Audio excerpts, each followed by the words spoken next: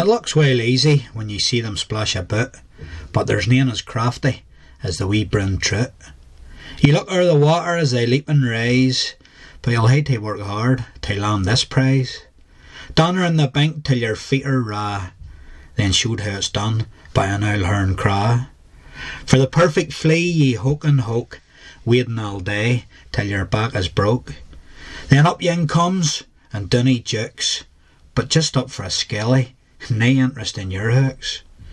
Ony time now they'll start to feed, just yin mere cast is all you'll need. It's true what they say, it's hard to beat a big worm, especially in a flood after a storm. But the day the water's as quiet as a moose, and you're starting to think ye should have stayed in the house. Ate with midges and tortured with clegs, and no pain in your back, snow running down your legs. But then it happens, he takes your hook. You weren't even watching, it's sort of a fluke. You lift your rod and o'er it bends, and here at last your weight it ends.